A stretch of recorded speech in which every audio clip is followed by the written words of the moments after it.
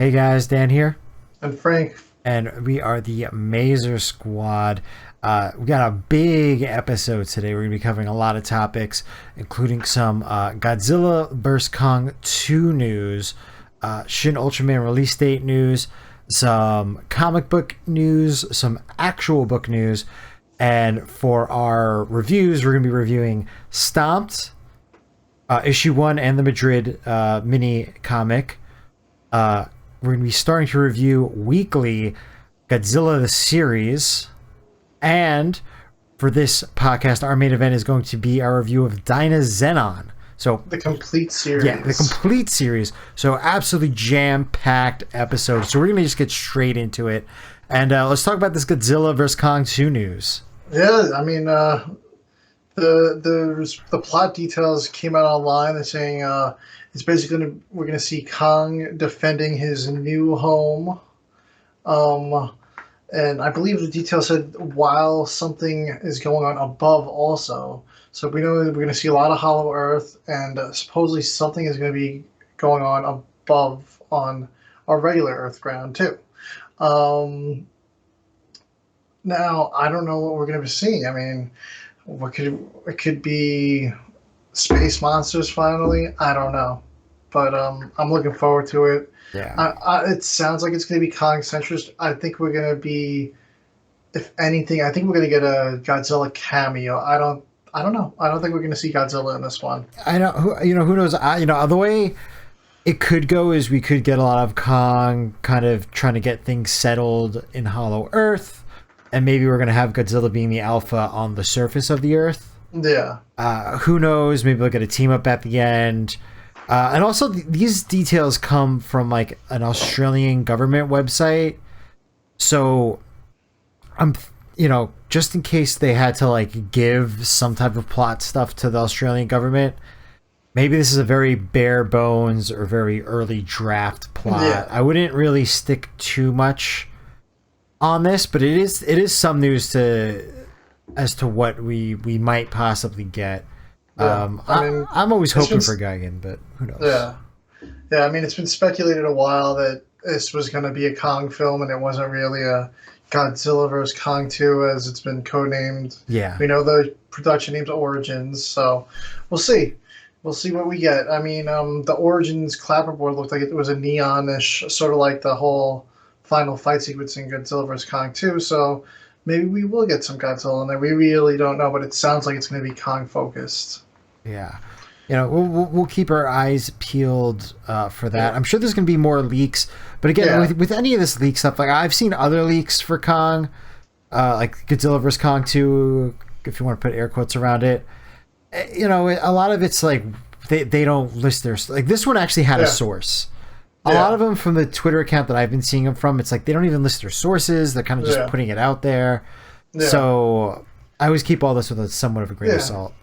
And there really hasn't been too much other set photos. I saw a picture of like the Hollow Earth ship on set, and just some Humvees with a Monarch logo on it. So nothing too crazy yet on set. I haven't seen any of the celebrities on set. Dan Stevens or Russell or Wyatt Crow. I haven't seen any pictures of them on set yet. We don't know who else is in this movie, honestly, besides those three. Yeah. And one thing. I know what one of the rumors was that I saw. What's that? It was regarding Dan Stevens' role. Oh yeah. And that he was going to be like the descendant of oh my god, I'm blanking on. How am I blanking? John Goodman's character. Oh, John Goodman's I don't know why I'm blanking on John Goodman's name. But that's the rumor that I saw. I was going to go, I was thinking maybe John Goodman or Tom Hiddleston's kid or something like that. It's cool, but we don't need everybody to be like a descendant of somebody else. I'm cool with him just being his own solo character as well. Yeah. And then in other media news, it's probably something we've talked about, like probably like half of our podcast episodes, but we finally have an official announcement that yes, Shin Ultraman is not only getting a North American release, but a international release. They have a very large list of countries, everywhere from basically almost every continent. Yeah. And some have already have a release date of September 1st. Not us. Not us. but No. other countries do. We know the subbed version's out there. There's a Yeah. subtitled version out there, so we'll get it. We're gonna get it. They said North America is there's plans for North American distribution, Europe distribution, South America's. So we're getting it. It's just a matter of when. Um, we know Crunchyroll's bought by Right Stuff now, so we're probably gonna see physical. I mean, Crunchyroll bought Right Stuff, so we're gonna see physical release for sure here, which Yeah. is great news. We don't know who's making that, but I would expect. I'm going to expect early 2023 for physical release. I'm thinking. Yes. Ah, It's exciting, but yeah, I would think that Crunchyroll, them being so dub centric, and then probably having the rights to it. I'm assuming yeah, we're probably going to get a dubbed version as well. We're going to yeah. get a subtitle version. Obviously, Which that already exists. yeah, I think the dub version's what's going to hold up the North American physical release for a little while. Hopefully, maybe we'll get a digital release with subs or a theater release. Yeah, I think we'll get a theater release. I can at least see them doing like a weekend. Yeah, I think there's a big enough audience yeah. I for think a so too. small run. Yeah, I would love. I would be all in for that. Save the date. Yeah, no, yeah, me too. That would be like definitely one I'd make an exception for. Yeah. And that's it as far as like news, like big news. We have some release news, but really quick, rapid fire. If you even want to count it for this category, Jurassic World Dominion is out today. So if you want to get that on 4K, you can. And it was supposedly an extended cut. I've heard a lot of mixed things about the movie. I haven't I watched. don't know if people want an extended cut. It but might fix some parts of the movie, but to be completely honest with you, I have never seen a Jurassic World movie. oh, So I haven't seen any I of them. I only saw the first one and I really liked it. I know a lot of people weren't super big on the second one, and the third one was a lot of mixed reactions. But I heard if you just go into it and knowing it's just going to be just complete all over the place, you'll enjoy it if you just take it for the Yeah, craziness it is. it's a Jurassic World movie. I don't think you have to take it super seriously. It's dinosaurs like Yeah. coming back to life. It is what it is. Space Sheriff Gavin, we have a pre-order date, and that is going to be October 25th. And the pre-orders are live now. I mean, Yeah. we mentioned it last episode, but pre-orders weren't live. Right now, Right Stuff Anime has the cheapest pre-order. Amazon was 70 weighing in at bucks. almost $70, but Amazon always charges a lot at the beginning, so and then they cut it as it nears the release. So I'm hoping that that drops. So I went with the Right Stuff pre-order. Yeah, I haven't pre-ordered yet. I'm going to, but I think I'm gonna have a large order from Right Stuff, so I'm kind of like waiting for like that giant thing and just do it all at once. Yeah. More news on that King Kong reprint that's coming out. It's King Kong 1933. That's coming out September 20th, and along with that, on September 20th, Kamen Rider Kuga is going to be coming out as well from Shout Factory. Did you pre-order that one yet, or no? No, I didn't pre-order the Kamen Rider yet. I just have so much in the backlog. I'm not prepared to start Kamen going Rider, crazy yeah. on a Kamen Rider yet. I want to, but I'll keep an eye on it if it Yeah. seems like something's gonna go out of print. But my shelf's getting kind of full over here, so Yeah. And then last and probably least is the Rumble movie. It was a very early Paramount Plus released movie that I don't even know if anybody has. I don't even know anybody that has seen it, but it is about monsters fighting and like a fight league and the kind of like kaijus. And that is coming out October 18th. So if you're looking for a physical release of that, that's going to be coming out. And I would be keeping your eyes open for more streaming exclusive movies getting physical releases, because it looks like they're starting to see that it's hard to recoup their money. And if they can get somebody to spend $20 on a movie that wasn't making them any money, Exactly. they're going to go for that. So if they think it's going to sell a couple grand worth, maybe they'll do a small run of like maybe like 10,000 or something like that and try to sell it. yeah, I'm all in for a CB physical release. So That would I'll be be all over amazing. that. Netflix is known to occasionally release stuff on physical. Yeah. Not very often, but they do it. So there's a chance that we could get that. Yeah. And again, with them losing a bunch of money too, maybe they'd be more inclined to start doing stuff like that. Yeah, yeah, we'll see what happens. Yeah, and that's it for as far as media releases. We're going to be going on to comic/book news, and we're going to start with The Mystery of Ultra 7. That's coming out this week, so I have to remember to go on my iPad after this and pre-order it so we get instant downloads as soon as it's available. I cannot wait for that. The first 2 series were awesome, and we waited a long time for the Ultra 7 series. I mean, since the end of the first arc, we knew it was coming. I mean, so here he is, Ultra 7. And for more Ultraman news, we have the Ultraman novelization. Yeah, it's happening. March of 2023 by Pat. Cad? I lost her name. Pat. I forgot what her last name was, but yeah, she's worked on Harley Quinn.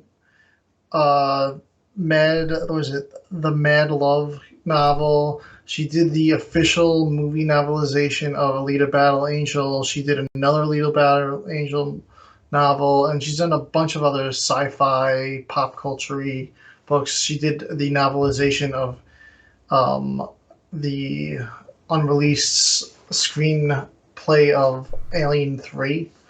Yeah, it's Pat Cadigan. Yeah, Pat Cadigan. All right. And basically this novelization is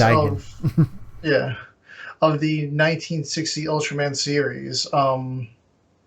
It's the press release says Shin is the first and last line of defense against alien invaders when he becomes able to transform into the gigantic superhero Ultraman. Adapting the classic genre and defining Ultraman series from the 1960s, this novelization brings a fresh take to iconic and inventive adventures of Earth's kaiju battling savior. So it sounds like it's going to be a little modernized. I don't know, but there's not much on it yet, but I'm looking forward to that. Yeah, I'm thinking it could be like the whole first season. Obviously, they wouldn't do every single episode, but they would be leading towards Zetin and Zoffy. Yeah, I imagine that's probably what they're gonna do. But I'm very curious how this is gonna go down. I'm all in for the books right now. I just picked up a bunch of Godzilla books, and I'm planning to do an unboxing video of. I just have them on the shelf behind me up here, just sitting in packaging still, so they get unpacked. So I plan on doing book reviews on here, and for the Godzilla novels, and I'm definitely going to be doing this one now. Yeah. This might be our first full book podcast. Yeah. Because I'm thinking of getting this and trying to just get through it as quickly as possible. And that would be our next podcast episode. Yeah. It's supposed to be coming out March 14th. 2023, but I'm assuming that's a tentative date. I'm thinking that's a tentative date as well. Yeah, we'll see. I'm excited about that. It's just super random. I was a little upset that they couldn't get it for February 14th because obviously it's the best Valentine's Day gift you could possibly get. It is. They can do a little cheesy ad with his light flashing red. It would be amazing.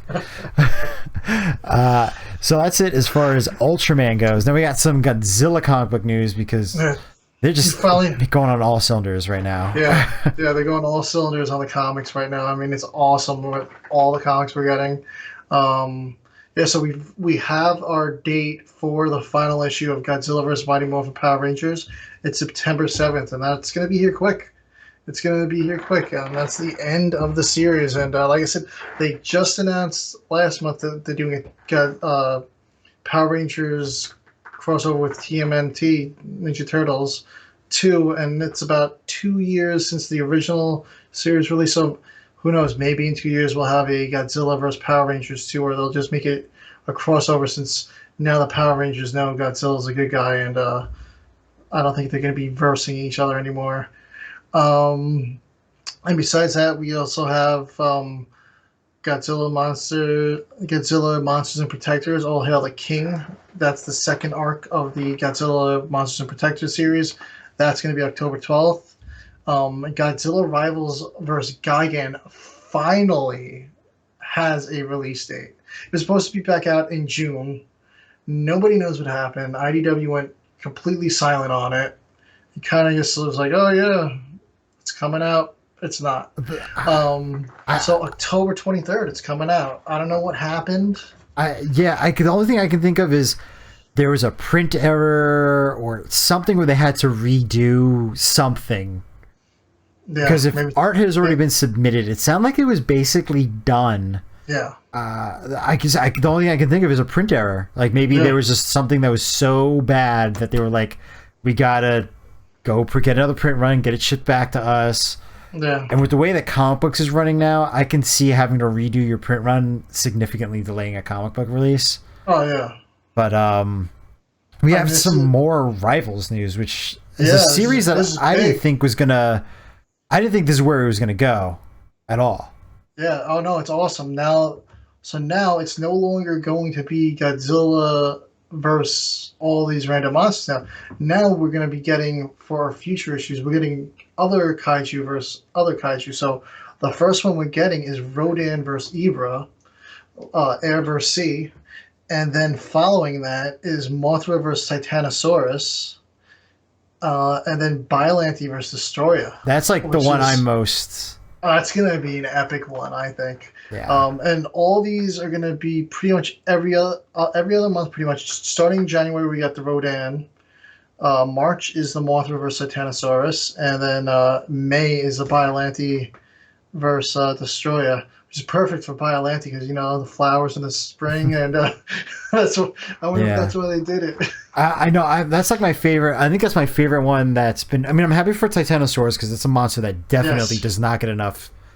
I mean, we're talking about Basher getting disrespect. I feel like Titanosaurus is just like people forget about it. Like, oh, that's Mechagodzilla's movie.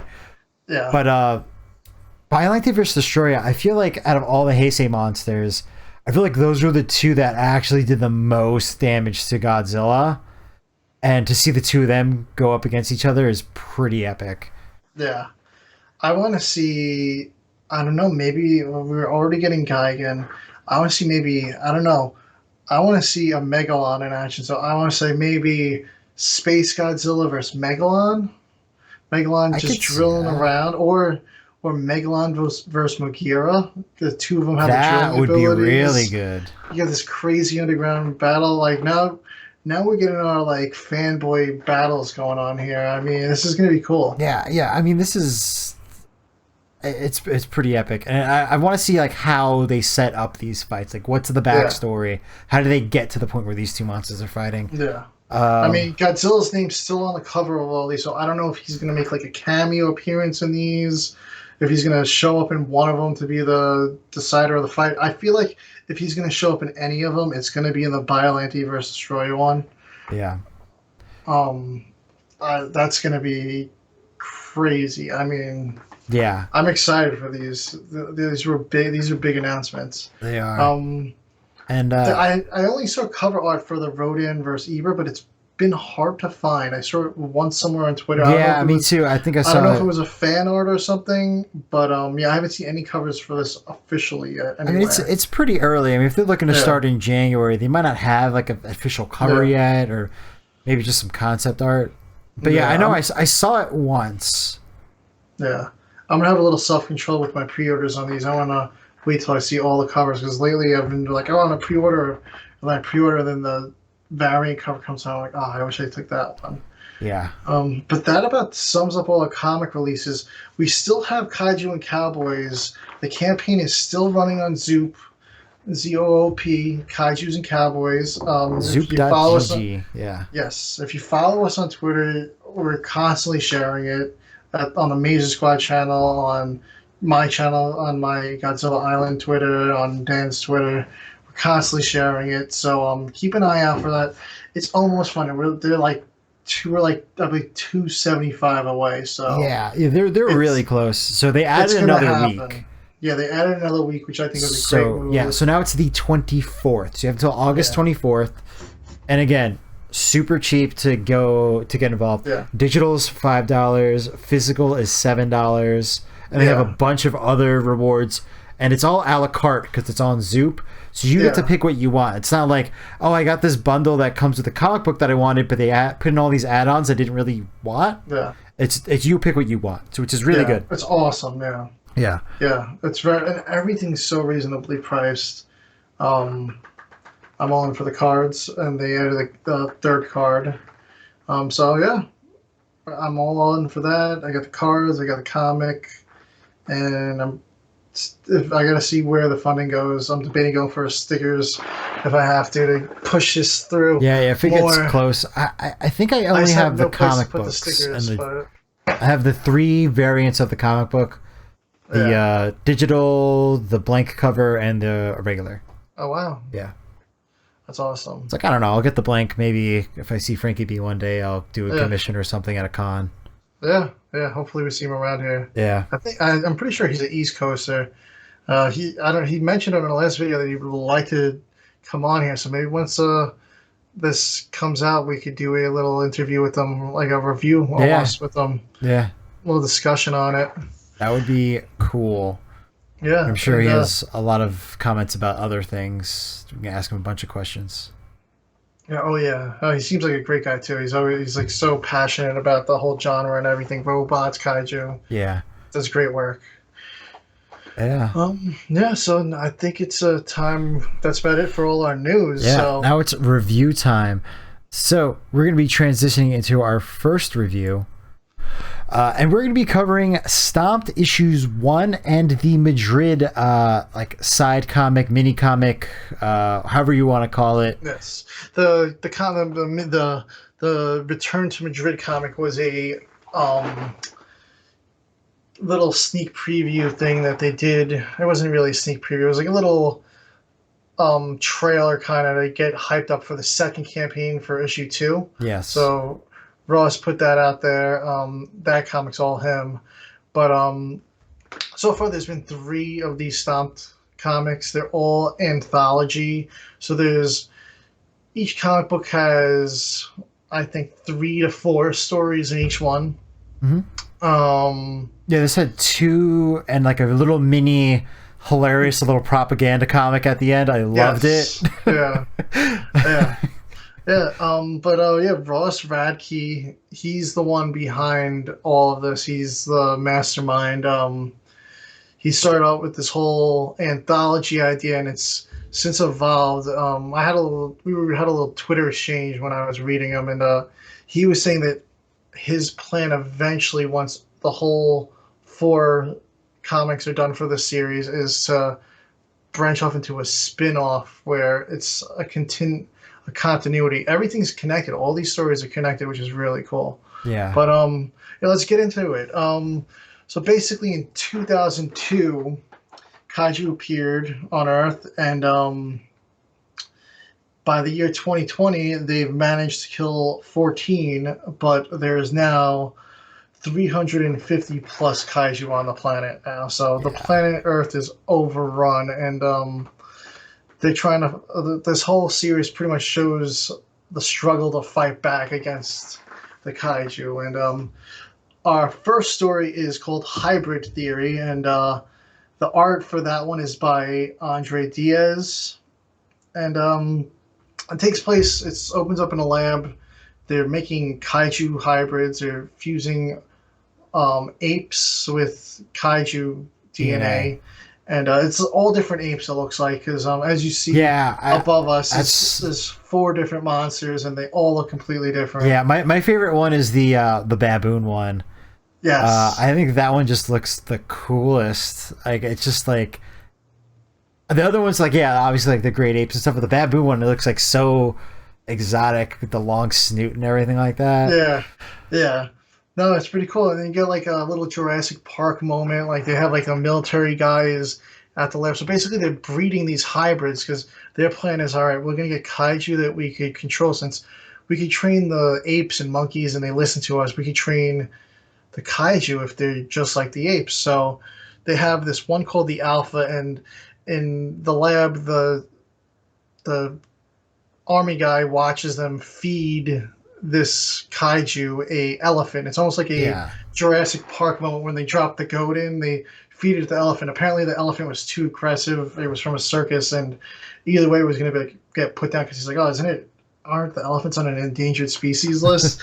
So they feed it an elephant, and it destroys this elephant, rips it apart. Yeah, which is it's pretty awesome because it's like towering over the elephant, and like you think like an elephant's like one of the deadliest land animals, and it's just taking it down no problem. Yeah. It didn't even like it wasn't even a fight. It was just Yeah. straight getting fed.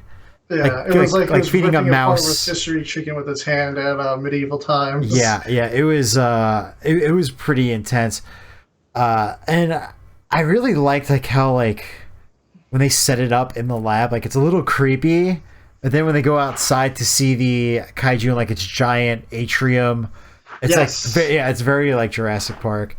Yeah.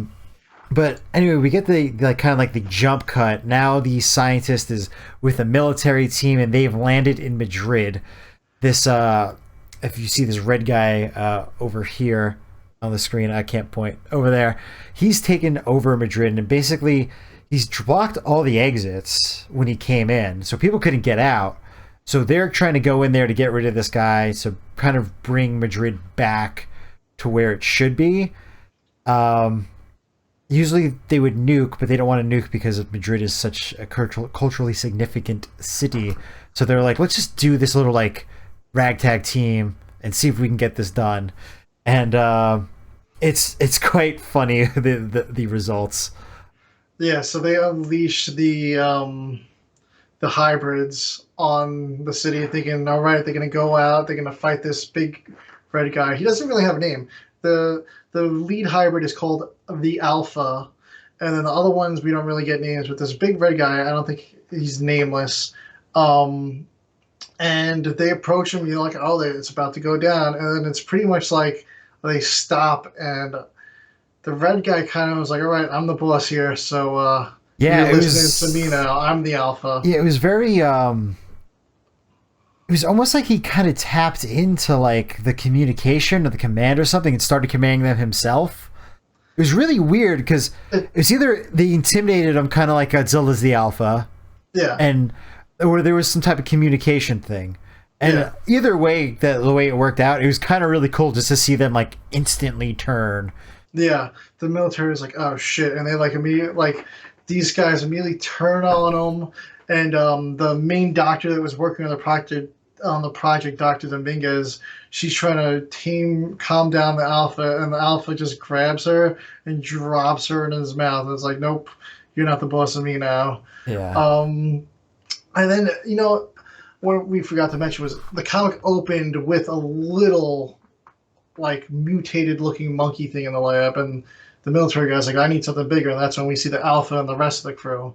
So the Dr. Dominguez, assistant scientist, hears the news that she got killed, and she was supposed to kill the fifth one in the lab since she's like, oh, clearly this project didn't work.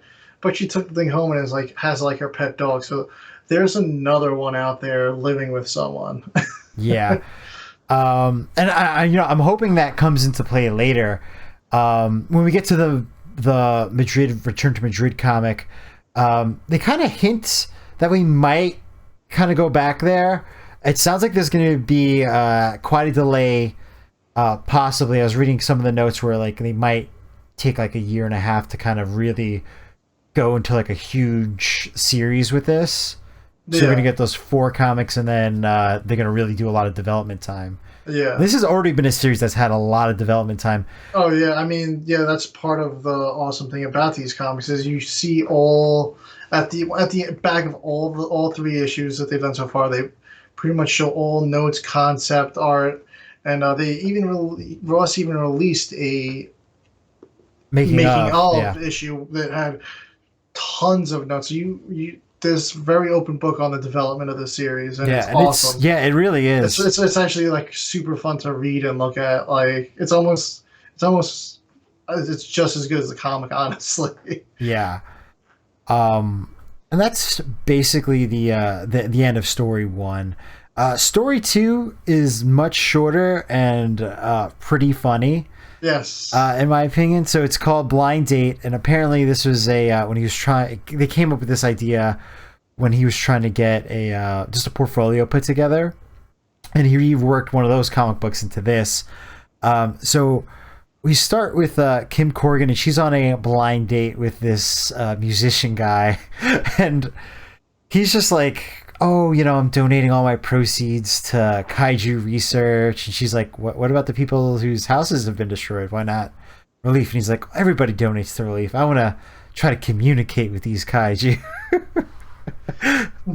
And then a kaiju walks in on this cafe, and instantly he runs away. He's hiding behind the counter. Everybody's ducking behind the counter, and then Kim just kind of gets up and starts stripping, and everybody's like, what's your girlfriend doing? And he's like, she's not my girlfriend, I just met her. And she just like strips down to like her like shorts and like a sports bra or something like that, and just takes off sprinting out the door. And she's all tatted up. She's got these Alice in Wonderland tattoos. Yeah, I really like the Alice in Wonderland tattoos. Yeah, the battle with the Jabberwocky, and she's just sprinting after this thing. And the monster in this story, it's like a whale catfish. It's like a catfish whale with like legs. With like reptilian catfish whale. I almost felt like I got like mole vibes from it too, because it didn't look like it had eyes. Definitely an amalgamation of things. Yeah. I really liked it. All the designs in this are really awesome. Yeah. So anyway, Kim takes off sprinting after this thing, and she goes toe to toe with it, like just punches this thing in the face, and she ends up killing it. And so you find out she's kind of like superpowered. She's almost like our She-Hulk, which is a perfect timing. Yeah, perfect timing. Just coming out. But Kim's right above us next to the red guy. That's a badass character, and we end up seeing her back for the return to Madrid. We'll skip over to that since we're on the topic of her. Yeah, and I feel like the next story is kind of tangential to everything else. Yeah, so we're gonna skip over to the this is separate from issue 1. This is the Return to Madrid comic, and this was a completely separate book. It's available for $1 on Ross's website. Yeah, so go over and buy it, because he did everything on this book. He did the art, he did the writing for this one. These other ones he's had some collaboration with. He's had other artists come in, and this one he did everything for. Yeah, he did the I think he did the art on Blind Date as well. Yes. But yes, I really liked the art in Return to Madrid. As a general, before we get into the story, the art's amazing. I love the black and white of it, and just having Kim's hair green. Yes, that's the only piece of color in the book that you see. Is just her hair. It's black and white and just green hair. Yeah, and I really thought that this, even though this was kind of just a very quick, like, oh, here's a taste comic book, I thought it was so well put together. I mean, everything in this is very well put together. Again, that's probably one of the best things about the series is how long a development is. Like, he'll give you like the little story behind everything, and it'll be like, back in like 2014 I was doing this. Yeah. Oh boy. Yeah, I mean, he's been working on this thing for years. So the Return to Madrid is literally, we just talked about the first story with the hybrids and this big red guy. Now Kim, at the end of her blind date, gets picked up by the military and brought to Madrid. Well, actually, she gets brought to Seattle. Oh, she gets brought to Seattle. Yeah, and then that's where we get to see the concept art, where he just drew a pinup of her with the kaiju on the Space Needle. And that's kind of where her story got developed from. He did that, and then he was like, "Oh man." Oh. But this, I believe, takes Madrid. Yeah, and now she's in Madrid, and it's quite a bit after hybrid theory. So I think it's a few years. Yeah, from what I understand. So. Yeah, and at this point, the big red guy's still around the city, and he's got the hybrids running around, and the hybrids have now had babies. So now we have like human-sized hybrids running around, and the army's going back in. They're going to try to retake it. And Kim goes toe-to-toe with the Alpha. And it's a pretty bloody battle. And at the end, you think she's dead. and the military just looking around this whole sinkhole. They're like, "Oh man, do you think she survived?" And then all of a sudden, you see the Alpha rise out along with the rest of the hybrids, and she's right in the back, and she's like, "Can we keep them?" Yeah, so she's retamed them. Yeah. So I think one of the final shots you see of her before that happens is she's about to punch the Alpha in the face. So I think like how this big red guy was like, "All right, I'm the Alpha now." I think she has become the Alpha now. Yeah. And they're like, "Whoa, she's boss now." So Yeah. we're gonna listen to her. Yeah, and apparently Big Red has been using the offspring as a food supply. Yes. So that's now part of, they've kind of just cut off its food supply as well. yeah. So Big Red's gonna be pissed. Yeah. And maybe, who knows? Maybe we're gonna see in issue 4 what the final outcome of Madrid is. Yeah. That would be cool. It would be cool to go back to Madrid. Maybe we'll get another preview comic. That would be cool. That would be. Well, we'll see what happens when they do their Kickstarter. I don't know when. Have they said? He said that it's supposed to go live sometime in October. So yeah, it sounds. We got to keep an eye out for that. I mean, I believe this first issue came out in 2020, and we've only had which is 2 years ago, and we're only on a third now, and this fourth one's coming out fairly quick compared to the other one. It is. It really is. You also had COVID involved too, so that might have slowed things down a bit. But I'm excited for to see the conclusion of this. I mean, I read all 3 of them. We're gonna review the other 2 before the campaign for the 4th issue goes live. But they're all amazing, and like I said, the stories continue, and they all interlock. The third story in here is called Run and Hide, which is a pretty funny one. It's almost like a teacher's putting on a little PSA video in her classroom to show the kids what to do if a kaiju shows up at the school. And it's almost like, like the old bombing drills. So this is like a kaiju drill. And basically the whole video is run and hide. Yeah. And, so they show you all these little clips as like a rabbit and like a little Godzilla-ish monster. And when the video finishes at the end, one of the kids raises his hands and goes, "My cousin ran and hid and he still got eaten." And then it just ends with a teacher with a cringe face like... Yeah. And I thought that's a hysterical, and that's how the comic ends. That's the last thing in the comic is that story. And it's a fun little entry there, though. Yeah, no, it's definitely a really good one. And it shows you what the world's like too. Is they're like to the point where there's propaganda going around for what to do, and yeah. Yeah, I would definitely be trying to get a hold of these comic books. Does Ross sell the digital on his website? Yeah, he has the digitals on his website. He gets the physicals in stock every now and then. If he doesn't have them now, when the campaign in October rolls around, I'm sure you'll be able to get all the previous issues physical again. Yeah. But we'll put his website down below. And keep an eye out on his Twitter and our Twitter. Russ, he's a busy guy too. I mean, I've been seeing he's also working on this superhero webtoon series. So he's got this on his hands, and he's got the webtoon on his hands, which also looks awesome. But yeah, I mean, I really loved. I've read all, like I said, I read all 3, and I loved all of them. And I can't wait to cover the other 2 with you guys again, because there's some awesome little Easter eggs throughout this whole series. Like this one, we have the Jurassic Park thing in here.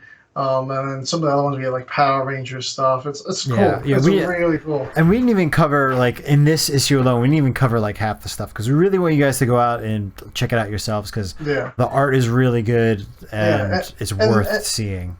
And it's really cheap too on his side. I mean, I like I said, it's $1 for the Return to Madrid comic, which is actually very long, a very long story compared to the single stories that are in these issues. Like the Return to Madrid comic is pretty long. It's like a full-length comic. I mean, so are these stories in the comics, but the Return to Madrid is a really long story, actually. It is. So, it's a pretty like full-length thing. When you compare it to like a Godzilla's versus Mighty Morphin Power Rangers, it's probably about the same length. Yeah, absolutely. Like it's a full-length comic. Yeah. So for $1 for a full-length comic, well, what are you waiting for? Just go get it. Yeah. And again, that's my favorite art so far. I haven't read 2 and 3 yet. Frankie has read everything, but I have only read issue 1 and Madrid. I like binge read them. I was gonna take it slow and be like, all right, I want to do a review for each one, but I was like, oh, this was really damn good. I gotta read the next one. I know. I just blew through. I've just in like reread 3 that. days. I've just reread it because I know I want to slow down and do it with these reviews. So I've just been like rereading it. No, I think they're all really good. I think I've read Madrid at least 3 times, and I think I might have read the first issue 3 times too. Damn. Yeah, it's really Yeah, good. I read both of them twice. They're really good. And like I said, I love the little making of things in the back of these comics. The whole art process is amazing. And the cool thing about Kim, he was saying on Twitter, that you could see in the back of the issue, he was working on that hairstyle for like weeks, he said, to try to figure out how to draw that. So he was drawing it over and over again, and he was drawing Natalie Dormer from her Hunger Games character. Like, you can see, I'm like, that's clearly Natalie Dormer drawn back here in the comic book. And I'm like, is she based on her? And he's like, no, her hairstyle is based on that. He's like, I just needed to practice drawing it. Yeah. But I love the characters, and I like this character Kim, and she seems to like she's gonna be a reoccurring character, and I'm not gonna spoil it, but keep an eye out for her and everybody else in the comics, because a lot of these characters are coming back. All right. So again, check out the link down below if you are interested in buying. Now we're going to switch over to our next review, and that is going to be, actually, let me just press that. Godzilla the Series. This is going to be something that we're going to be trying to do weekly.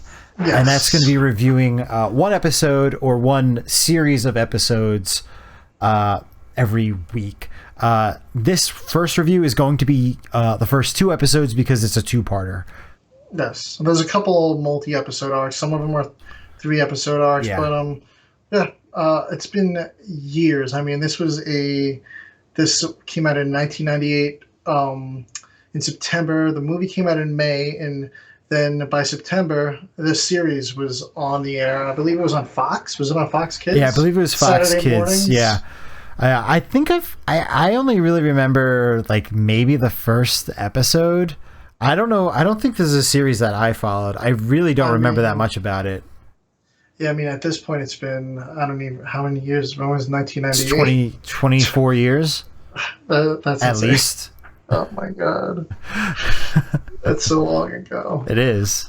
Yeah. But, yeah, so this, I think we watched through the whole thing. I mean, it only ran for 2 seasons. It's not a long series compared to Power Rangers or the constant ongoing Ultraman series after series. Yeah. But, you know, obviously that's linked to the movie. Yeah. Obviously, he was really good at selling toys and merchandise and all that stuff, but it didn't do great in the box office. No. They had plans to do other movies. I think they at least had planned for a trilogy, but that really wasn't in the cards, financially at least. And this series is as close as we'll get to a direct sequel to that movie, because the first episode opens immediately in the final moments of it's the movie. They recreate basically the last like 3 or 4 minutes of the movie, and they make it like 30 seconds. Yeah. 30 seconds worth of footage. It's yeah. So we just jump into the review, I guess, and we'll do our comments. Yeah, we can jump into it, yeah. Yeah, so again, we start off on the bridge, and Godzilla gets killed by the military. Audrey gives her a little sign-off. She gives Nick credit for killing Godzilla, but he's like, I don't think I did this. Yeah. And he kind of just walks off because he's kind of done. And he goes and meets up with Hicks, who is the major. I believe that's his rank. Yeah, Colonel. Oh, it's a colonel. He's played by Kevin Dunn. He was like the dad in Transformers, and the voice act. He came back to do the voice for the cartoon, which is pretty awesome. Yeah, so I recognized the character because of the voice, and I was like, "Oh my god, they got somebody who just nailed his voice." I didn't realize they actually got the actor to reprise his role. They actually got him. Yeah, he reprised his role, and actually, I was looking at the cast. The mayor also. I forgot that guy's name, but the mayor also comes back to reprise his role too. I think it's Robert Ebert. It's the grouchy guy from Elf, the book editor. I forgot that actor's name. The guy that fired him. Yes. As boss. Yeah, yes. No, I'm talking about the mayor's character. Oh yeah. Because I think they were making fun of the critics. Oh yeah. In the movie. But anyway, so we get Elsie and Kraven back, and if you don't remember them from the Godzilla '98 movie, they were like the other scientists that were there with Nick, but they didn't really have that much screen time. Maybe they had like 2 minutes of screen time. Yeah. They didn't have a lot of screen time, but in this series, they're major characters. They're like the main supporting cast, and then we also have some new characters too. We have Randy Hernandez. He's like the hacker man for Nick, who's apparently worked with Nick 14 months prior to all these events, but I'm pretty sure he didn't appear in the movie at all. No, I don't believe. I think he's a just for the series character. Yeah. And then another new character we get is Monique Dupree. She kind of replaced the Philip Roach character, which I don't understand why, really. I guess he had to go back to France to report his findings, and they just sent another French agent, secret agent, over to America. I think they probably just wanted like a female agent, like badass, because I even though she's French and not like British, I kind of got like somewhat like Lara Croft vibes from her. Yeah. Just as far as like the way that she acts and everything like that. No, that's true, yeah. So I think they kind of wanted that type of character for this. Yeah. And then of course Aubrey's back. She's still the worst. Oh yeah, yeah. She's so annoying in the show. She's like, why aren't you giving me a news story? I'm entitled to it. I'm your girlfriend now again. Which they aren't. Yeah, it does not seem that way at all. Yeah. So, anyway, Nick's talking with Hicks, and they just bang on the same concept of just the military incompetence. At least that's what you think. He's like, we got to go back to Penn Station. He's like, we don't know if we got all the eggs, and if we didn't, we're just going to have another Godzilla, and we're just going to start these problems all over again. So Hicks was like, fine, we'll go back. And then the second they land, he's like, you got 45 minutes and we're out of here. Yeah. He's like, I want to get out of here. I got plans. So they're walking through. Madison Square Garden's caved in, Penn Station's caved in. It's just basically like a giant crater. They blew it up at the end of the movie. And at the end of the movie, we saw the egg hatch and a baby Godzilla pop out, and everybody assumed there was going to be another movie. Didn't happen. We have this series. So basically, Nick is walking around the like I said, the ground's all unstable. There's a cave in. He falls down a hole, goes down a pipe, and lands in a puddle of like egg embryo from the eggs that were hatched, destroyed. And he stands up, and the final egg is there and hatches, and out comes Godzilla Jr., Zilla Jr., however you want to call it, and kind of sees Nick, goes over, sniffs him. He bangs into like an electric wire that sparks, and little Zilla takes off, and then Nick comes out, finds him, sees that he just jumps right into the Hudson and disappears. He reunites with Hicks, lets him know, hey, we got another one out there. And Hicks is like, he's like, all right, we'll find it. He was like, pack up your crew. You guys are done. We don't need your help anymore. So Nick goes back to his base in Staten Island that's on the water there. And they're talking it all over. And then little Zilla appears out of the water. And he's not so little anymore. Yeah. He's big. Yeah, they tried luring him with like this little like trap. It was basically like a piece of sewer pipe with a bunch of fish in it, and then they'd have like a little fence go down, because he's thinking this is like human sized, so he doesn't think it's going to be that hard to catch. But he is, massive. Not quite as big as Godzilla from the movie, but still quite large. Probably about like 3 stories, I would say. Yeah. About like 20 feet at least. Yeah. I would say like around this, maybe like 2 stories or something. Yeah. Around there. But it went from, like I said, human size to like 20 feet in like, I don't know what it's supposed to be in the show, like a day. It seemed like a day. I think it's supposed to be a relatively short amount of time. Yeah. And they kind of quickly figure out that he's friendly and is imprinted onto Nick, and kind of listens to what he's trying to direct him to do. And it's because Nick had the embryo and then I guess smelt like Godzilla him, kind of, or something. So he was like, "Oh, you're my daddy or my mommy." So Nick has sort of picked up the paternal figure to Godzilla now. Yeah.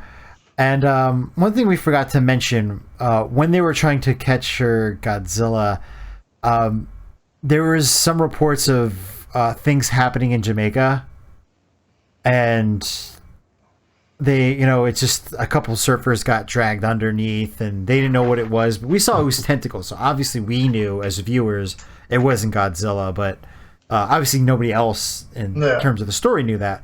So he's like, the military's like, oh, maybe it's Godzilla down there already. Yeah. Like, so when Godzilla pops up, Nick's kind of like, how is this possible? How did he get here from Jamaica?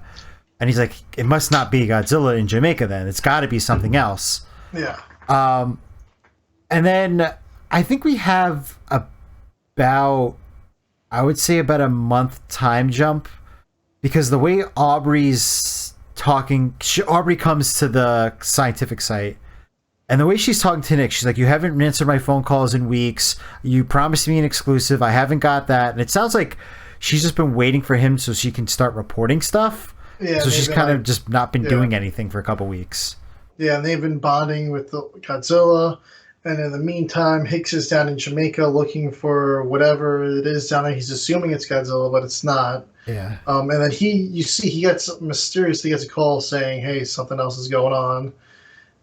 Yeah, we don't know who that whistleblower is yet.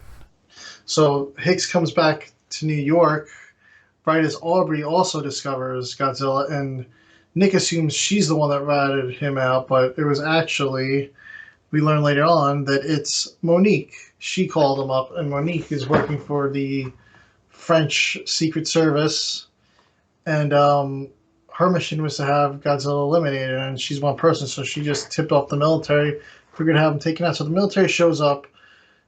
Godzilla fights back a little. Matt kind of Nick. Yeah, but fighting back when he has to. Clearly trying to avoid the fight, though. Yes. So Nick kind of directs him back into the warehouse. Says, "Go away." They shoot him with some missiles, and everyone kind of assumes he gets killed. But yeah, that's the end of the episode. That's the end of episode number 1. On the cliffhanger, we missed the introduction of quite possibly the most important character in the series.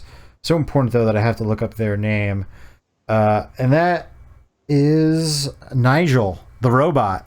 Oh yes, yeah, Nigel, the robot. Yeah. Basically, he's. I don't remember too much about the series, but I remember he's essentially Kenny from South Park. So he's going to get destroyed a lot. I think in this episode he gets destroyed like 3 times. Yeah, it's Craven's little robot that just kind of does little tasks that he has to do. He had him putting out the buoys to track Godzilla for this episode, and Godzilla just whacked him away. And yeah, he kind of is kind of the Kenny of the series. Yeah, Craven keeps rebuilding him, and Randy keeps hacking in pop culture references into his UI and just bothering Craven the entire time. And it's going to be like it's been like an ongoing joke, and even in the next episode, it's just like an ongoing like, why is this robot doing all this stuff? Yeah. But yeah, we'll start the next episode now. We start with part 2. Nick's like, oh, why'd you do that for? They're being held inside the military base. All the news tapes get destroyed. And like the military is kind of basically like, hey, you have a Godzilla, you know you're not supposed to have one. Like, what are you even thinking? So they're all holding him prisoner inside the scientific building.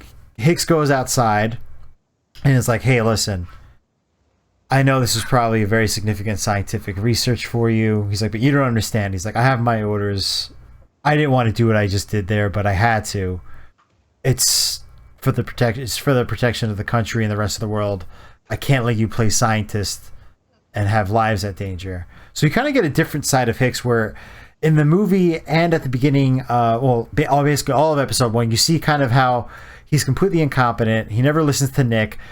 Actually, because of him, the crisis of the original Godzilla gets a lot worse than it should have gotten. And now you kind of see him in episode 2. He's kind of a little bit more reflective and like, hey, I'm kind of just doing my job and I just want to go home and, I don't want to deal with this anymore. Yeah. So they think that everything's done, but stuff still keeps happening in Jamaica. So, was it Elise? Elise and Craven, Yeah. they decide they're going down there. And Nick and Randy hang out up north for a little while in New York. And they get a call from Elise and Craven while they're out on the ship saying they're finding this tar and they don't know what's going on. And out comes these mutant squids. And they just grab the ship, pull it under, along with Elise and Craven. And you're like, oh man, they're dead. Like, just like that. It looks like they're dead. Yeah. But we do get a little bit of hope though, because they were examining a fish that was also in this tar. yes. And the fish was still alive, but it had all of its energy drained from it. Yeah. So, like, the tar was taking out all of its electrolytes, but also keeping it alive for... Yeah, it was weird. It was like it was keeping him in a stasis. Yeah. So, obviously, Nick hops on a boat with... Which is... You can continue. Oh, yeah. Which is provided by Monique Dupree, which she kind of appears randomly in their base of operations there in Staten Island. This is where she's first introduced, actually, is in this episode. And we find out she was the one from the first episode that called the military. And she's like, listen, I got a job to do also. I'm here to kill him. But that happened, and I could help you out, though. I could give you a team. I could give you some equipment to do some more research in case another monster comes by. And when she hears word of this, she provides them this boat, which I don't think they named yet, because they did kind of like say, oh, what are we going to name it? But they didn't. It's a rust bucket, it looks like. And they start leaving the harbor to try to rush to help Craven it. But they're in New York, and they got to go all the way down to Jamaica. So it's a long ride. It's not a day's ride. It's like 3 days. But Monique hits like the turbo, and like the boat lifts out of the water, and there's like jet engine. So I guess it's like a super boat or something. Yeah. So it's not your standard boat, even though it looks like a rust bucket. Yeah. And they get down there, and they find the same thing. They find the tar, and they see Elise's phone floating in the water. They pick up the phone, and then quickly their boat becomes attacked and overrun with the giant mutant squid. And they're like, this is clearly what took them and what the issue is down here. And one of them grabs Nick. They're all trying to hide it up below deck, but Nick gets pulled out. And then all of a sudden, that one gets sucked under the water. Then the other one, and the other one. And then, boom, Godzilla followed him all the way to Jamaica. And Oh, yeah. he just destroys these giant squid. Oh, yeah. They're relatively small compared to him. Like, Yeah. they might be like 10 feet, and he's like... The scaling on the show is a little weird sometimes. Yes. As far as Godzilla's size. But, like, he is towering over these squids. Yeah, he's even towering over the boat at this point. He looks like even bigger than he was before. Yeah, like we were saying like, oh, maybe he's like 2 or 3 stories high. Now he's like half a skyscraper. But then later on in the episode, he'll be a little bit smaller now. Yeah. So the scaling is a little off, but it's a cartoon. Just have fun. Yeah, exactly. But yeah, he's just destroying these squid. Manhandles them, and then just swims off. He kind of gets dragged down for like a second. Yeah. But and then he comes up double fisting them and just cooks them up. Yeah. So they go to shore. They find more of these squid. Actually, I think at this point they have retrieved Craven and Elise and revived them. Yes. The pacing of the show is incredibly fast. So things happen every 30 seconds. Yes. on this show. It's very fast. So they revive Elise and Craven. They go back to shore. They find more dead squid, but these squids aren't. There's no char marks on them. They weren't atomic breathed at all. They're just dead. And as they're discussing this, out from the water comes this giant, like, I got like shrimp vibes, but it had tentacles and it had walking hands. It was like an amalgamation of a bunch of different animals. They call it Crustaceous Rex. Yeah. And yeah, it walks on two legs. It's like a skull crawler with tentacles, and like it looks like the Demogorgon face from Stranger Things. It's got a lot going on, yeah. Yeah, a really weird design, which this series is kind of known for, like these outlandish, crazy. If you ever watched the Men in Black cartoon series back from the 90s, it's a very similar art style, and like the way that like the aliens looked are kind of like the way the monsters look in here with like these crazy amalgamation designs. It's like really nice. Yeah, and they were throughout the series. They're referred to as mutants. Actually, a lot of these monsters, they call them mutants. So they're called mutations. Yeah. This show was made incredibly fast and with almost no budget. So one thing I do know is that they did want to use Toho monsters, but didn't obviously have the time or the money to get the licenses for them. So they would design their own stuff that was maybe similar, but not quite the same. Yeah. And so anyway, this monster is now on a rampage because one thing that's really good about this is the science is kind of behind everything in this series. And they're like, well, Godzilla killed his entire food supply because he was eating the giant squid, clearly. So now it's just on land rampaging because it has nothing to eat. So it's going to destroy everything in Jamaica. So it starts stomping about. And did you want to continue? Oh yeah, and then like they kind of put like two and two together because there was this tar substance. It eats tar, so it starts eating like asphalt, and it starts eating a road that's being worked on, and so Nick and Monique, they take a truck filled with like the blacktop, and it chases the truck. They drive it to the cliff, and Godzilla pops up, begins fighting Crustaceous Rex. And they kind of battle up to a cliff. Godzilla lures him up to the cliff, and once he gets up to the cliff, Godzilla jumps down, sort of burrows underground, and carves out the whole cliffside, and makes it collapse. And the cliff collapses on a Crustaceous Rex, basically, and Godzilla wins the fight. Yeah. And he gets it's this awesome scene though where like it's falling down, but its tentacles grab onto Godzilla. Yes, Godzilla just atomic breaths it. Yeah, all the way down, cuts off the tentacles. It goes down to the ground, and then just the entire cliffside just falls right on top of it. But mass destruction. Yeah, but Godzilla's still kind of like maybe a few weeks old, so it clumsily falls down the side of the cliff itself. It gets the mountain falling on top of it as well, but because it's such a good tunneler and burrower, it just comes out. Yeah, it came right out. Like, big victory pose. Yeah. And then Hicks shows up with the military, and they're lining up to take Godzilla out again. But then Nick's like, listen, man, you just saw there was another monster. It wasn't Godzilla doing this. He helped us. He's the only reason we won. So are you really going to kill him? He's our only defense. What if there's another monster out there? Who's going to stop him next time?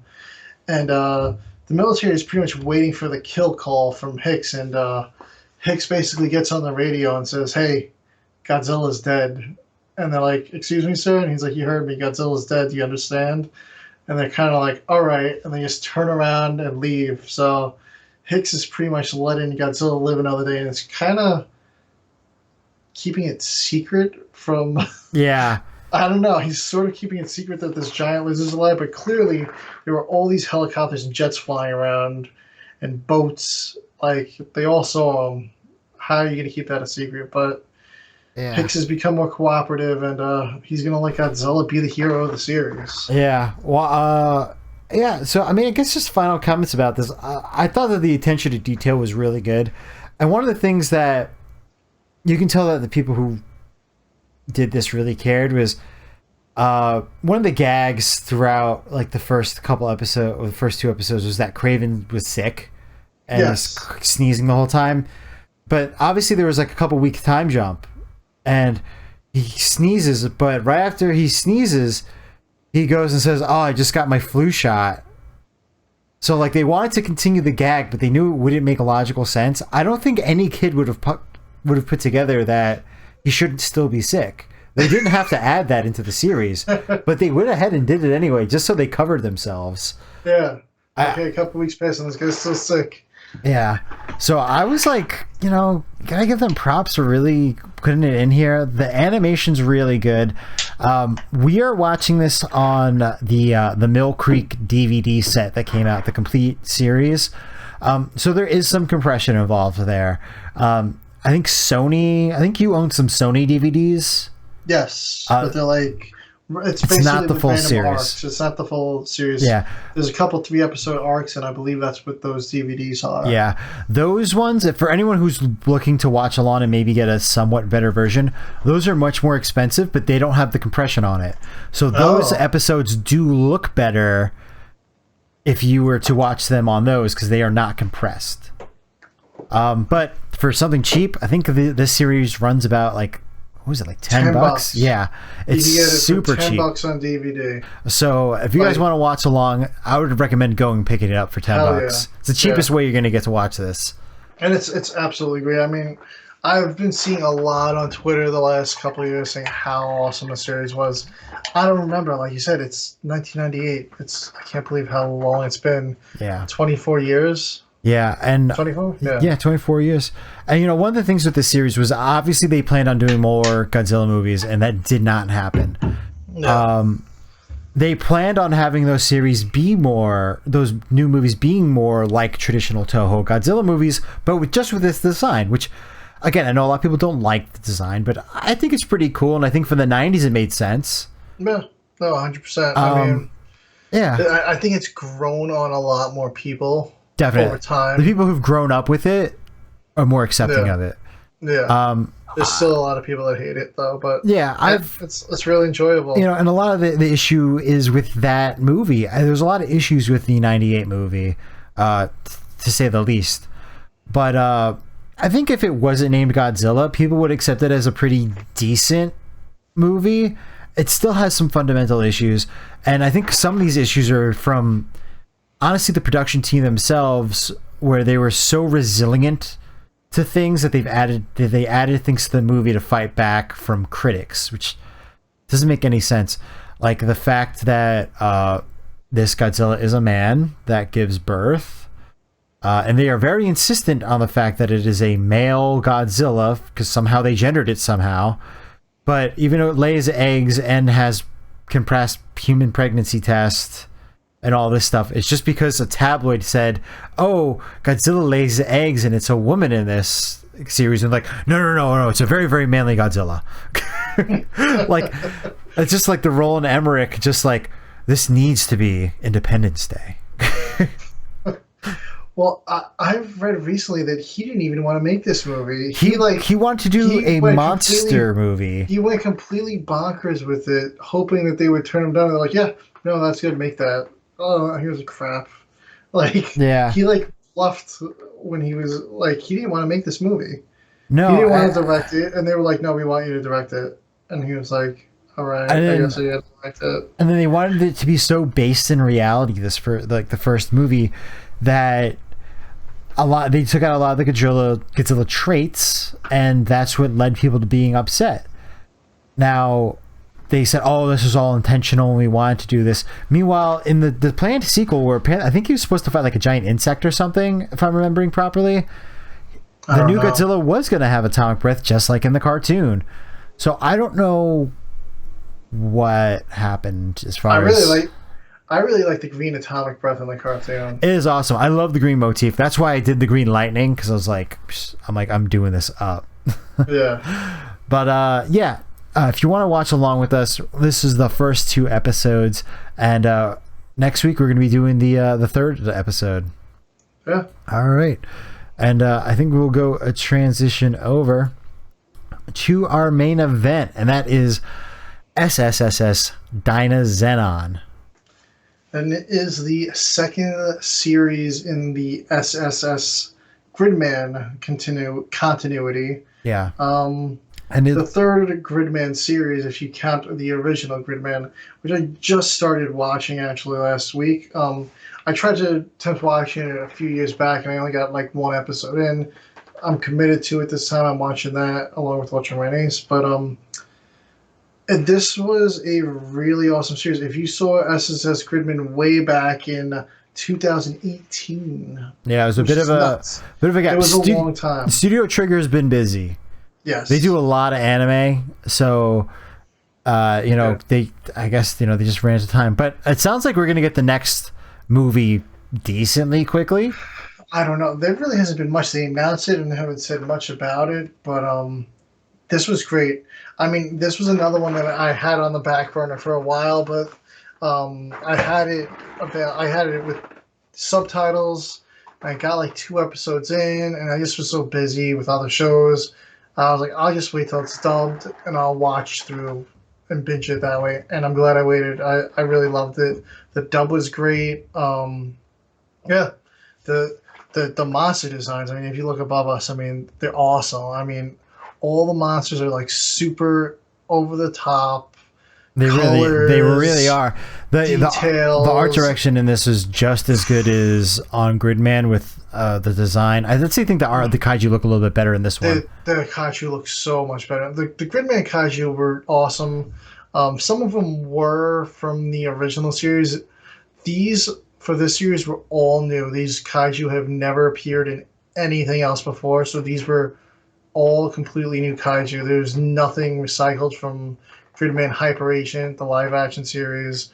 And this one follows a group of teens versus the previous series where we just had sort of our main protagonist as Gridman, and then he would have a little team come help him, the Neon Genesis team. They're kind of united.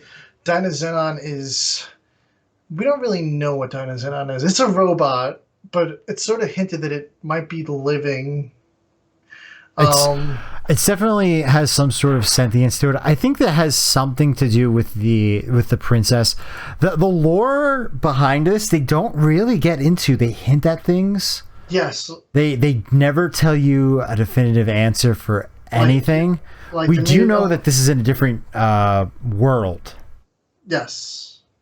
Yes, it is a different world from SSS Gridman. Our main character is Yomogi Sanaka, and then the rest of the crew is Galma, who's a 5,000-year-old man that came back to life to fight the kaiju eugenicists, which are kaiju users. And they're the ones that are controlling all these kaiju that attack the series. The kaiju are appearing because of strong emotions, fear, sadness.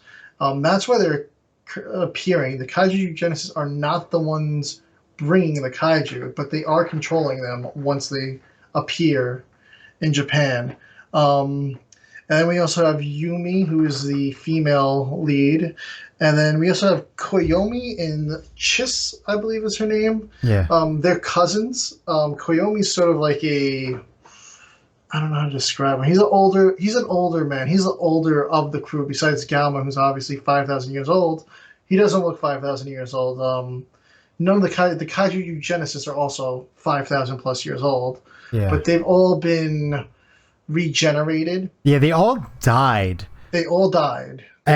Somehow they came back to life. Killed them all. Yes. And then he died as well. But they don't know how they came back to life at all. They think it has to do with these strong emotions that brought them back. Yes, and the kaiju. Yeah. And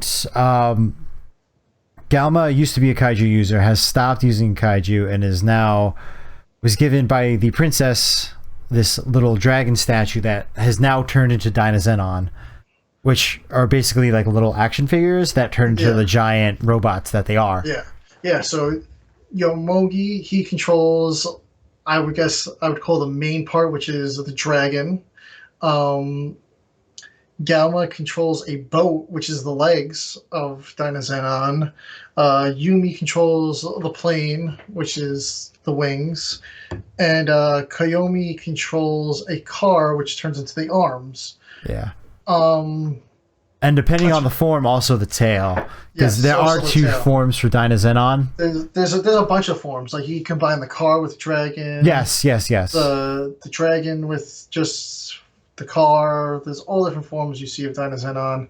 And then Chiss is just the younger cousin of Koyomi, who later you find at the end of, I believe, the second episode, she finds it looks like a little pearl on the floor, which eventually grows into a dragon called Goldburn. Yeah.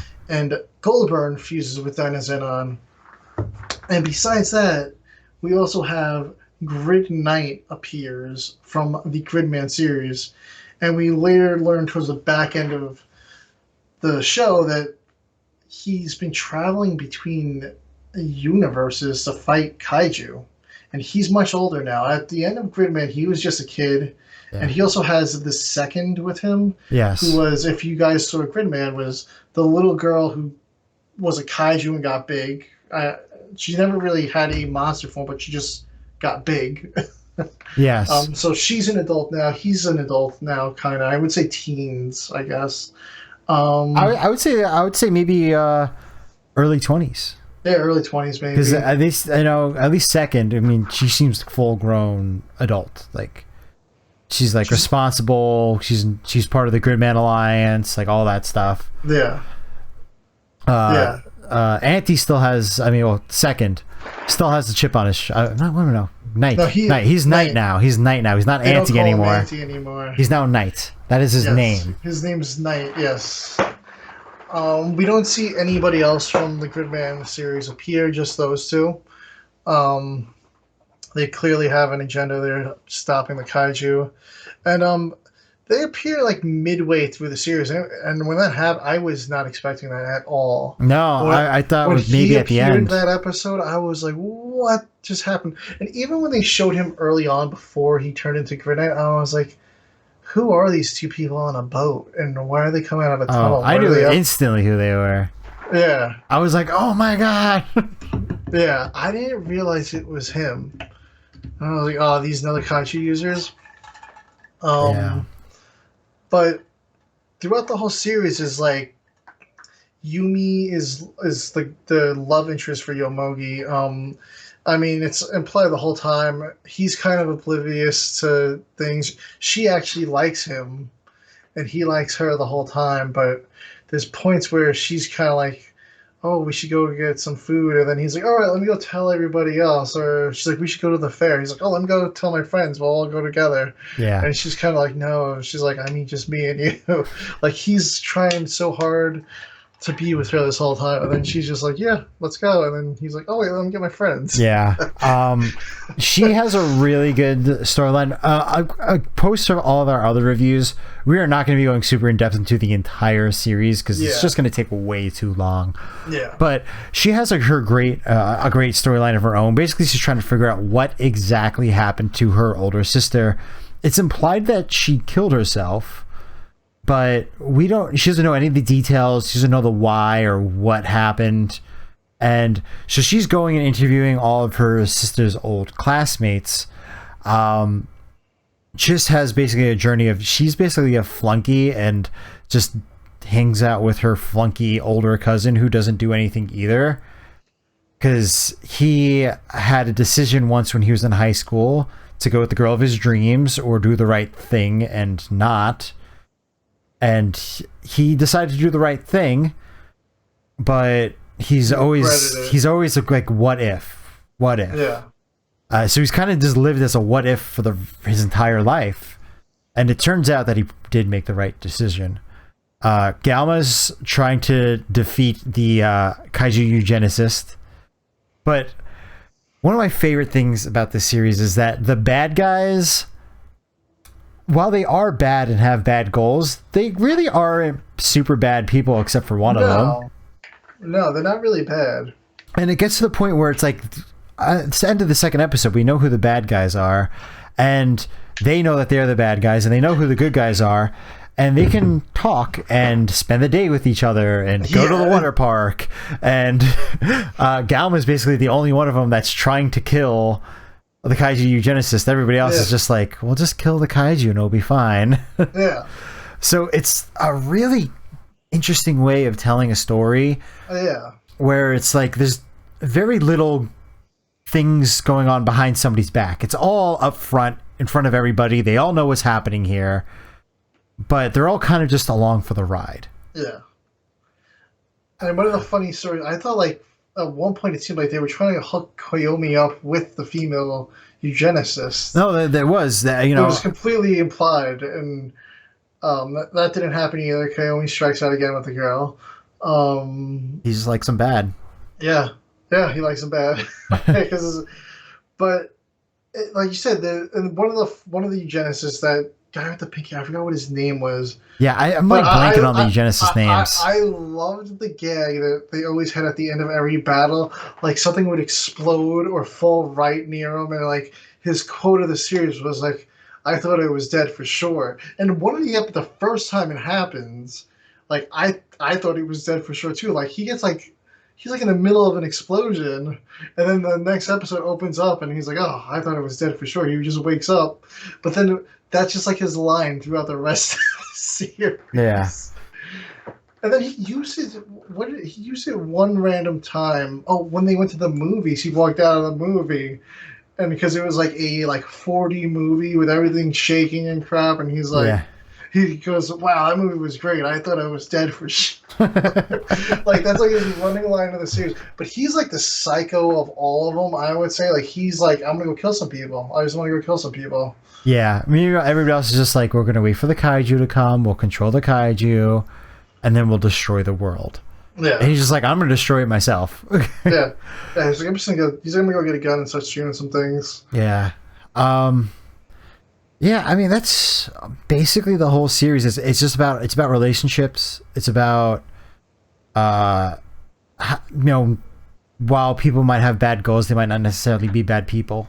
Yes. There's a lot of themes running throughout this entire series, even to the point where it's just like Yumi, the way that he kind of saves everybody is. He becomes a kaiju user and tries taking control of the big bad kaiju at the end.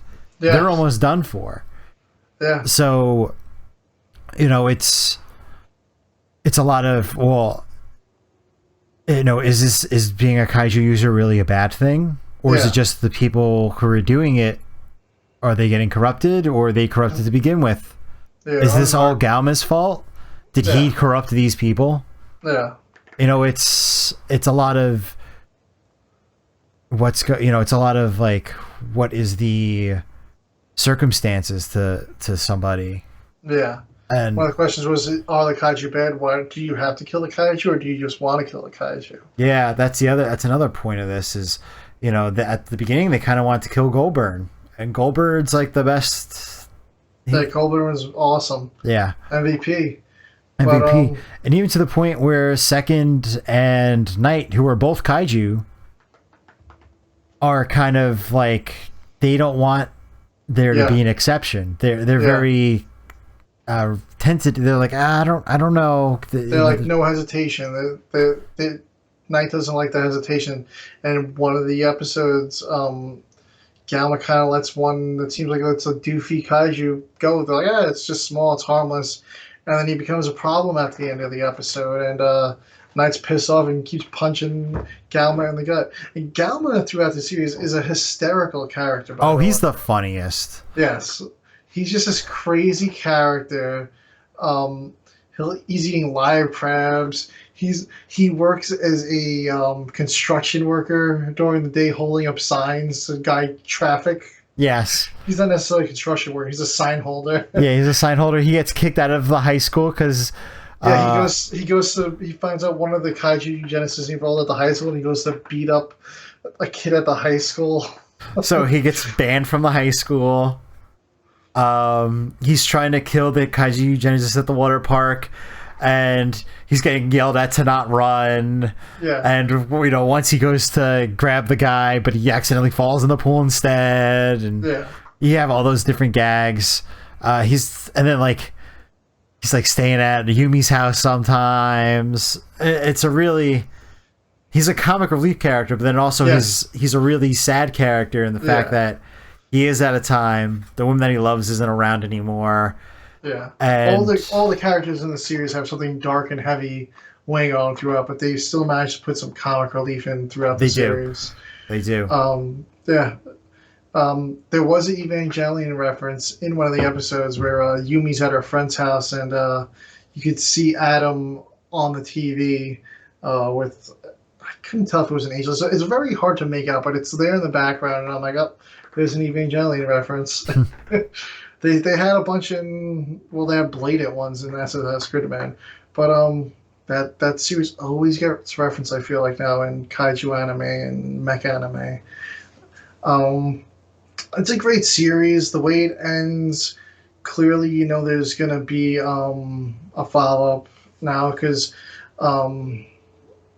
it ends with all the kaiju getting eliminated, and then Knight and the Second return to their universe, and they take Dynazenon with them because it's no longer needed, and it's kind of sort of dead. It's gray.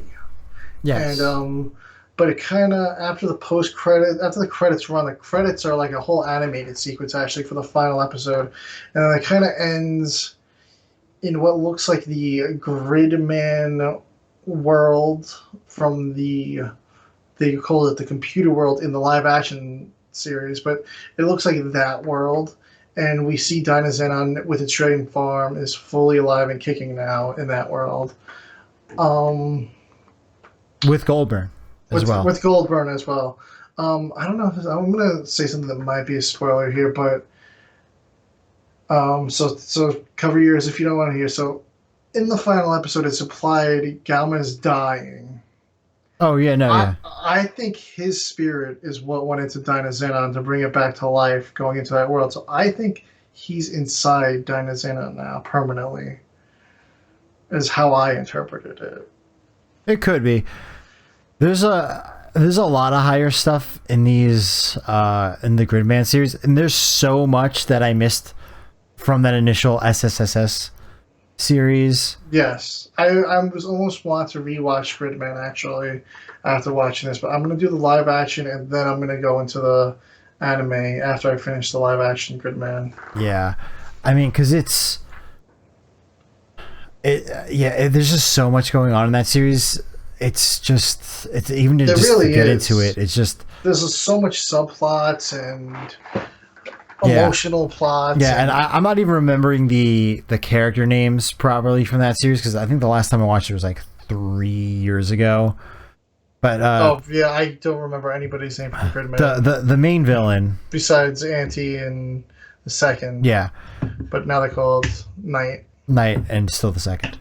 Yeah, but like the main villain from that, not Keebler, but the girl who's creating the kaiju in SSS Akane.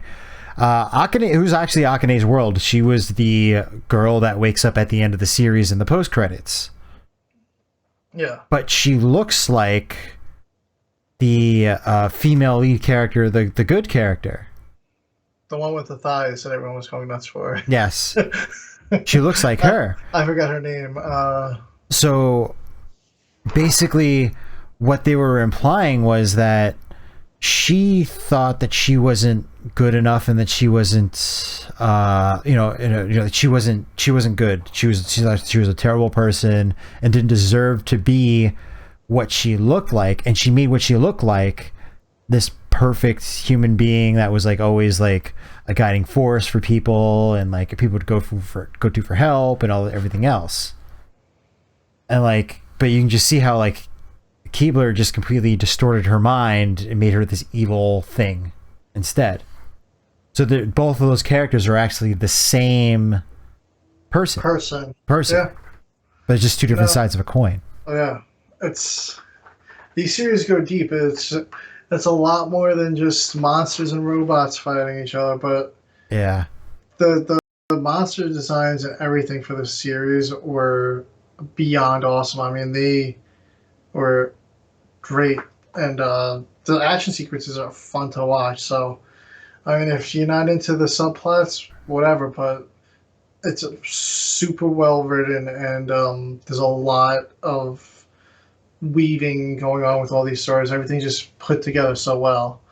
I really want to see what this movie's gonna be. I mean, yeah, I'm hoping it's a decent length too. I'm hoping it's like 2.5 hours or something. I really want it to be like all out. And I'm assuming it's the conclusion of this whole SS arc. So I don't know if we're gonna get any more after that. That's what I would think. The only exception I can think of is do you do a live action Gridman series continuation?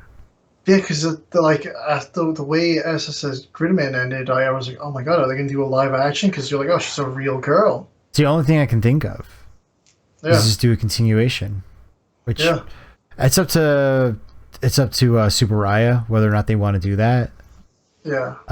They put out a lot of Ultraman content, but I know that they are short staffed. Apparently, they're very short staffed for their live action production. Because they do that Cross Destiny stuff on YouTube, which I think they're on break from right now. I haven't seen them posting anything, but right now they're doing Decker live action, which is great. This week they posted a clip show instead of a new episode, and apparently it was a clip show that was a lot of stuff from Trigger. Oh yes. And kind of what people have been saying was that episode was kind of actually poking fun at Subaraya itself, saying like, hey, you made us make this really not so wonderful season of Ultraman because we were so short staffed, and kind of they were poking fun of at it in that clip show. It was just like, I was seeing that on there. I haven't seen any of the new I haven't watched Trigger Ultraman series or Trigger. I'm still going in order. I'm up to Ace, but I've been strongly debating watching Decker. It's worth it. They've put out 4 episodes so far, and I've watched 3 of them. I haven't watched episode 4 yet. It's really good. Like, no, I've heard nothing but good things, and everybody's like, you should be watching this. If you complain that you don't have enough Ultraman, you should be watching this. Yeah, it's definitely a redemption arc as far as from Trigger. Yeah. But we're talking about Gridman here. Anyway, but yeah, hopefully we'll get live action. We don't know what's happening at the end of the movie. They could just conclude the whole series tied into the live action and call it a day. Yeah. We don't know what they're gonna do. Yeah, I don't know if they're gonna be bringing back the characters from Dynazenon, or are they bringing back the characters from Gridman? Obviously, we're gonna be seeing Night again. Yeah. But I don't know what it's gonna be, so we shall see. Yeah, it's clearly a multiverse thing that they have going on, so it's pretty cool. Yeah, Super Raya loves their multiverses. Yeah, so we'll see what we get. It's a great series. And don't forget, we're giving it away. We have a full digital version. Still got a couple days. We have it pinned on our Twitter. You can retweet us. You gotta like it, retweet us, and follow us, and you enter your name for a chance to win the series digitally if you haven't watched it yet. It's a good watch, and I guarantee you're going to enjoy it. Yeah. So, give us a retweet. If we talked about anything, links for it will be down below, so give that a check. And don't forget to like and subscribe our channel. We're going to be putting out a lot of stuff. Hit a little bit of a lull here during the summer. It's just been so crazy. But we're going to be getting back at it, and we're going to be putting out a lot of stuff very soon. Yeah. So thank you guys for watching, and we'll see you later.